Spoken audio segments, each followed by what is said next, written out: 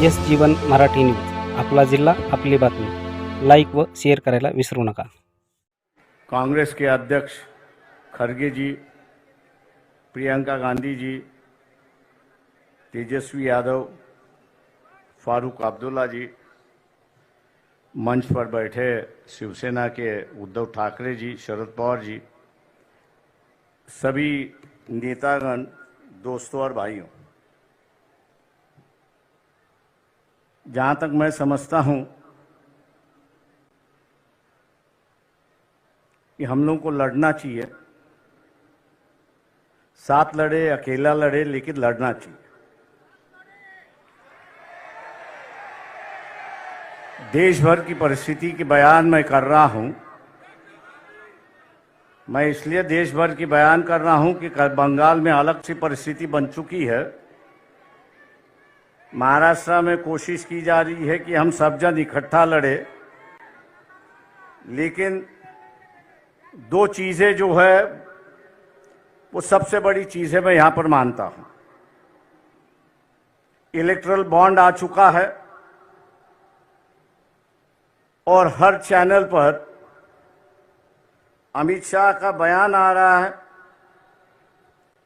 कि हमने जो है इलेक्शन के माध्यम से जो काला धन था उसको भगा दिया है.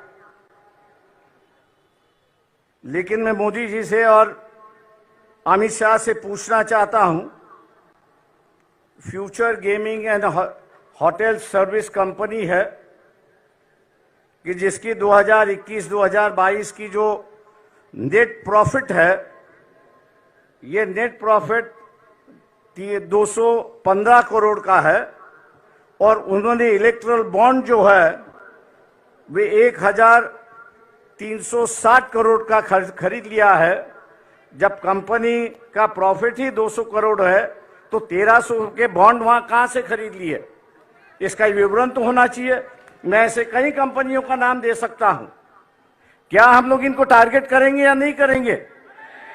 मोदी से ये सवाल पूछेंगे या नहीं पूछेंगे?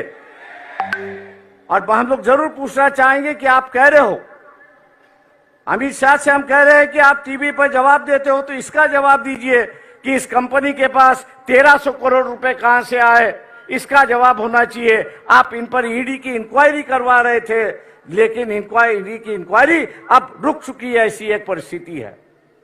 मैं समझता हूं कि एक मामला है कि जिसको हमने उठाना चाहिए. दूसरा, प्रियंका गांधी जी से मेरी नम्र विनती है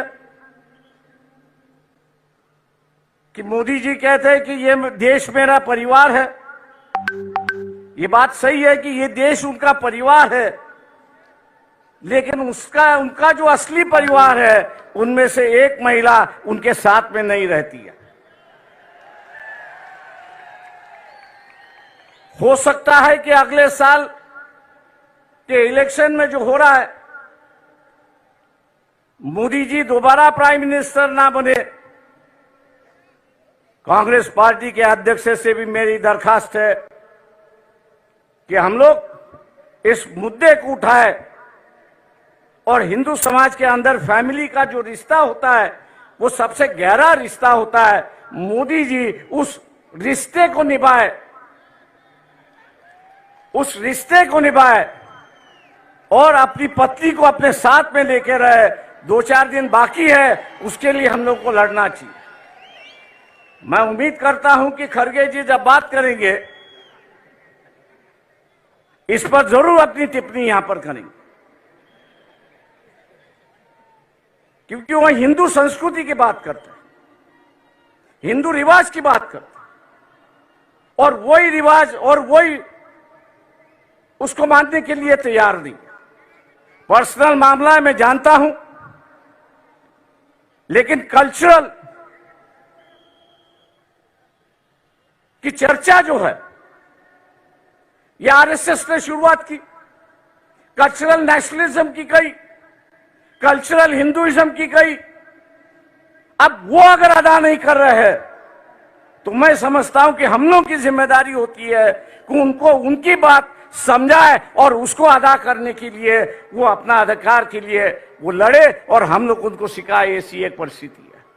दोस्तों, 5 मिनट का वक्त होते आ रहा है। मैं और एक बात यहां पर कहूंगा, राहुल गांधी जी से मेरा दरखास्त है यहां पर, वो ये है कि ईवीएम जो है 2004 से मैं उससे लड़ रहा हूं, आज भी बंबई हाई कोर्ट में उसके लिए मैं लड़ रहा हूं। पिछले 6 महीने से जब ईवीएम इंक्वायरी की बात आई तो इलेक्शन कमीशन उसको टाल रहा है। उसकी जो मशीन आती है वो अमेरिका से आती है, लेकिन वहां के जो चिप उसमें 2 है, स्टोरेज चिप जो है, वो यहां 20-20, 25-25 रुपए में मिलते हैं कि जिसको मैनिपुलेट होता है। राहुल गांधी से मेरी दरखास्त है कि पार्लियामेंट भी किस पे विश्वास करे, पेपर ट्रेल पे विश्वास करे और ईवीएम पे विश्वास करे। तो पार्लियामेंट ने कानून से कहा है कि अगर डिफरेंस आया, ईवीएम के काउंटिंग में डिफरेंस आया और पेपर ट्रेल की काउंटिंग में डिफरेंस आया, तो मानना है कि पेपर ट्रेल का जो वोट है वही आपको मानना है, ईवीएम को बगल में रखना है। क्या हम लोग इस इलेक्शन के पहले, इलेक्शन शुरुआत होने के पहले इलेक्शन कमीशन को घेराव डाले, सब पार्टियां उनसे मिले कि अगर कोई कैंडिडेट अर्ज करता है, एप्लीकेशन करता है कि वेरीफाइड पेपर ट्रेल जो है वो काउंटिंग होना चाहिए, उसका एप्लीकेशन मंजूर होना चाहिए। क्या हम लोग इसके लिए लड़ने के लिए तैयार है? दिल्ली में हम लोग को यहां पे जाना होगा।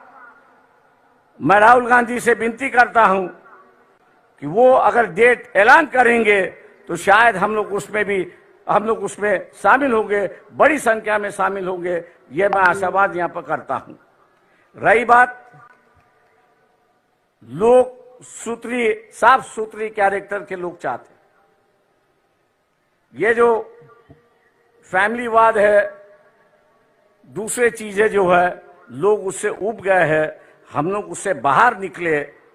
और मैं इस मंच से कहना चाहता हूं कि हम लोग अपना इस्तेमाल एटलीस्ट महाराष्ट्र के लिए परिवारवाद के लिए खर्च करने के लिए तैयार नहीं है। हम आपके साथ हैं। आम आदमी हो, डेमोक्रेसी सोशलाइजेशन हो, कैंडिडेचर का सोशलाइजेशन हो, ना ये हो किसी एक परिवार से, किसी एक कास्ट से ज्यादा लोकसभा के उम्मीदवार हो और हम उनके पीछे सिर्फ वोट बैंक बने। हम लोग वो बनने के लिए तैयार नहीं है। मैं इन्हीं बातों के साथ आपसे रजा लेता हूं कि 5 मिनट का वक्त खत्म हो चुका है। जय भीम, जय भारत।